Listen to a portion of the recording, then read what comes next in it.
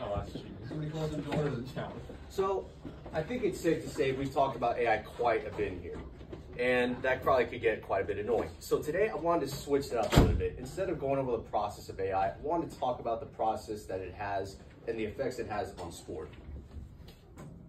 So after reading an article, Huge Impacts AI on Sport from Yulil Zuppertita, we can see right here that she uses the process that we've seen quite often already. But she specifically goes over machine learning.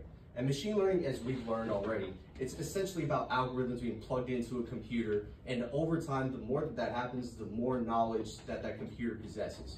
Well, she says that this is not only happening in sports, but now sports leaders are starting to use it. So now here's an idea that she uses, that head coaches are starting to use AI for a lot of things in sports. It's not just about algorithms now.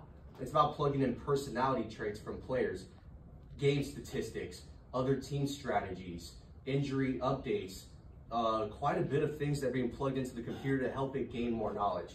And one of the biggest things that coaches are starting to take advantage of is now they're starting to make game plans for future games. And for me, that's a little questionable of morality, but at the same time, it is such a fascinating thing that AI can now be used for such a thing quite like that.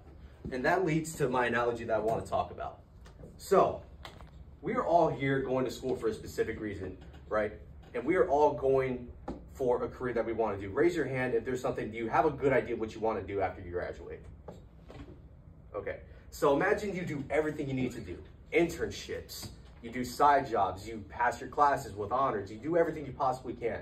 You get to that interview, everything goes well for that dream job that you're trying to get, you check the boxes, the interviewer says you did amazing, but then you realize they passed up on you and they tell you they picked a robot instead.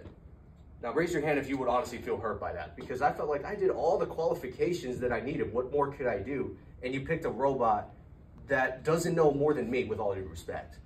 That's how I would feel about it. The reason why I go about that is because it's starting to impact careers in sports, such as sports journalism. So Maria Metziola's article, Digital Storytelling in Sports Journalism, kind of goes into the process of what sports journalism is. And this picture right here is a really good example of what sports journalism is, because this has been something I've been passionate about for a long time. And I've been doing a lot of journalism and a lot of interviewings for teams, whether it's in my high school or my old college or a little bit here. And the thing that's so hard about it is that, like, as she says, you have to not just be good at journalism, you have to be really good at you have to have interviewing skills, problem solving skills, critical thinking skills. You have to be versatile. That's the biggest thing as well. And it's very hard to do that, because sometimes you could be doing one story and then 5 minutes later your editor can come and say, we need you to do 2 more stories and they're all due by tonight. And that's the hardest part about being a journalist sometimes. And it takes a toll.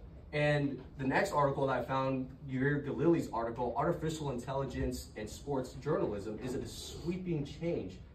They go over, this is taking a toll on journalists, and a lot of the times the quality is not as good as it typically is.